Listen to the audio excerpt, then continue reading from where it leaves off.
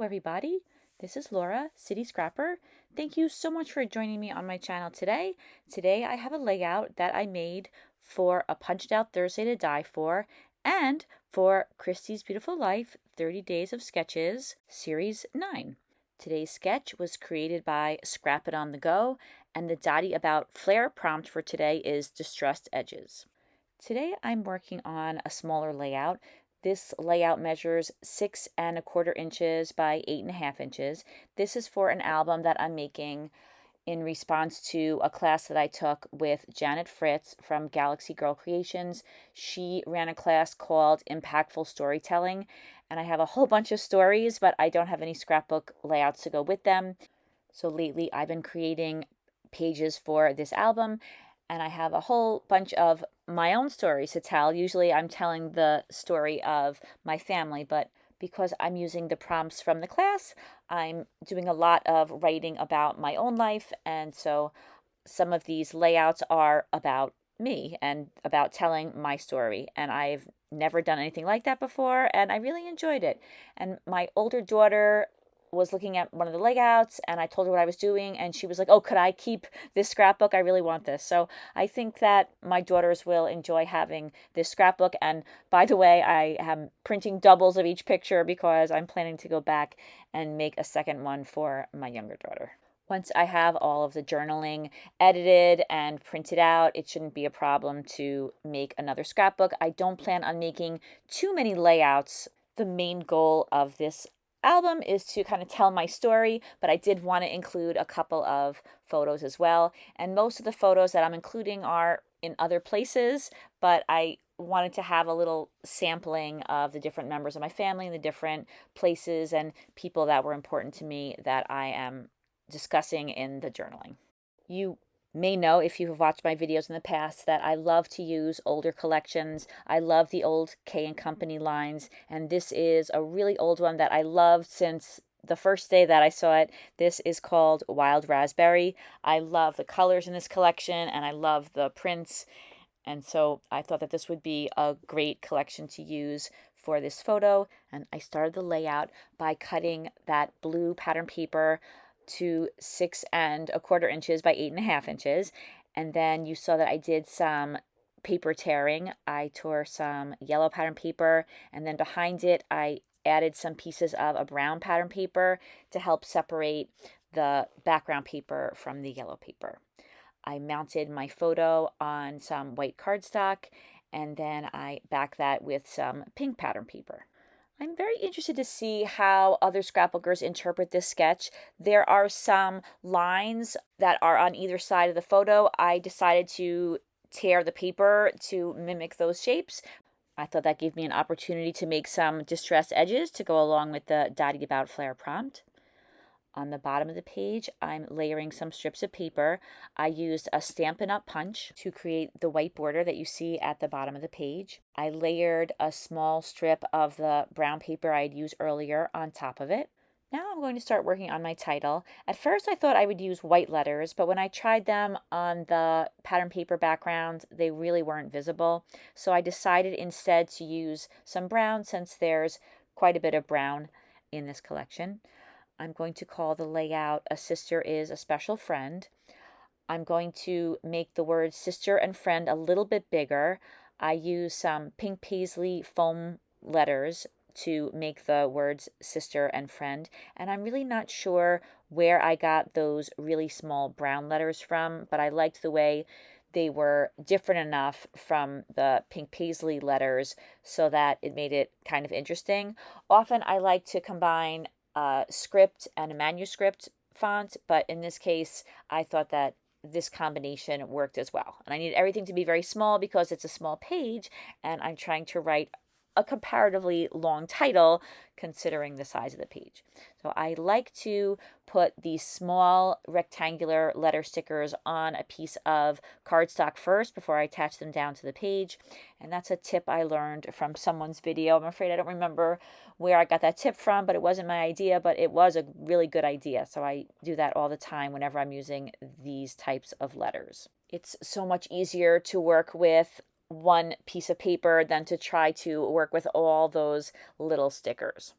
So I'm not going to show you this whole process because it takes me a really long time to get all of the letter stickers exactly where I want them. And lining letters up can be challenging at times. So it's something that I like to do off camera. I'm going to add a few more details to the page using paper. I use this very, very thin strip of paper. This is the pink color that I used around the photo, and I wanted to bring that pink color down to the bottom of the layout, so I added a super, super thin strip of that on the bottom.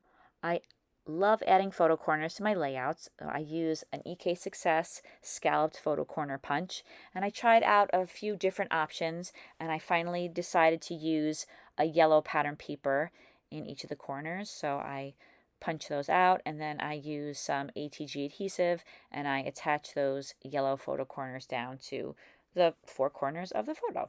And I know that photo corners come in and out of style, but to me they're always a good way to add a pop of color close to the photo and to bring a little bit more of the focus of the layout near the photo, because you can not only add some color, but you could also add some embellishments to the photo corners. And now I'm trying to decide how to embellish the page. I have these layered stickers that I got quite a few years ago, and I loved that huge Paislee, but it was just a little bit too big for the spot I wanted to put it in, so I decided instead to stick with some of the floral embellishments.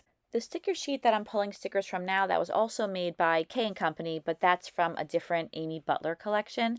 I had these stickers stored with the Wild Raspberry collection because I thought that the colors matched so well and that these stickers went really nicely with the pattern papers. So I'm picking out a couple of the stickers and I'm placing them close to the photo. I arranged those two stickers so that one is a little further up and one of them is a little further down. I thought that that would add a little bit of interest to the page rather than just making it perfectly symmetrical. And then also to add to that asymmetrical look, I took a very, very tiny chipboard frame, that round one on the bottom. I put some of the pattern paper behind it, and I put that to the right of one of the layered stickers on the bottom. And that little frame is from the Wild Raspberry collection. And I thought I'd already attached down those photo corners, but I think I just put them in place. Now I'm using the adhesive and attaching them down. And now I'm putting another strip of paper, this time at the top of the layout. Again, this is that brown pattern paper. And I decided that I was going to pull up the photo and put it underneath the photo, going all the way across, because I wasn't sure if you were going to be able to see behind the photo because of the distressed edges. And I thought I might distress the edges a little bit more.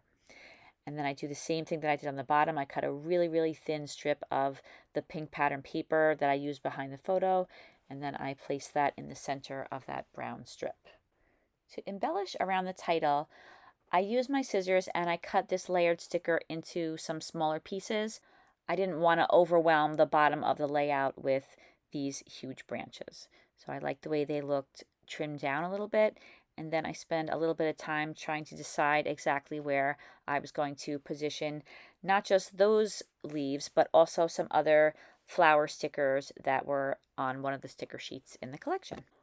On the bottom of the layout, I have all of my embellishments clustered around the title. I thought that to keep the layout from looking too busy and too random, that I would keep all the embellishments very close to the title.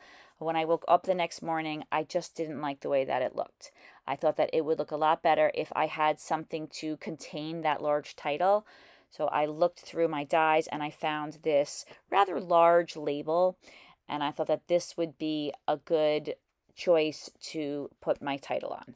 I used a die and some pattern paper and I cut out this large label, and then I went back and I picked up all of those letters from the pattern paper and I put them on the label. Now I did tear the background paper a little bit, but I knew that I was going to have not only the title but the embellishments to cover up any of the rips that were where the letter stickers were.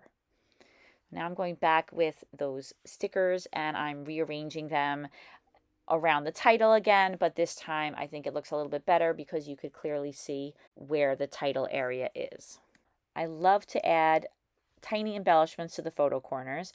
I've been using pearls a lot, but since the layered stickers that I have on the page have a lot of jewels on them, I thought that I would look through my jewel stash and see if I had any tiny jewels that I could add. And I did find some dark pink jewels that I thought were very close in color to one of the jewels that was on one of the stickers.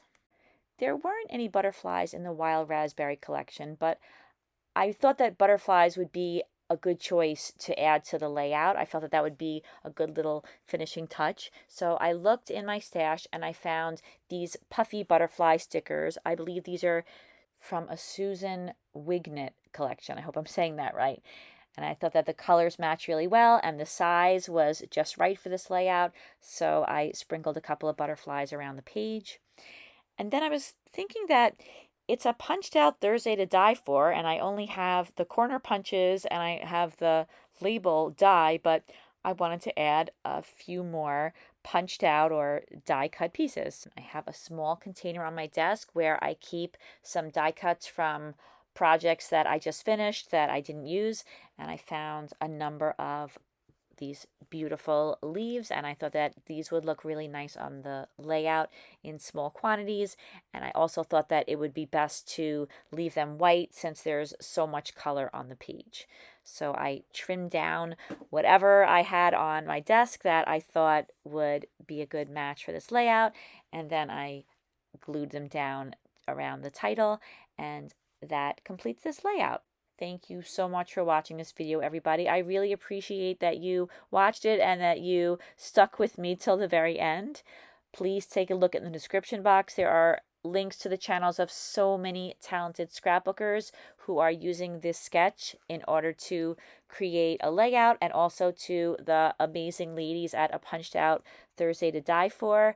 All their channels are linked in the description box, and I will see everybody again soon. Take care. Bye-bye.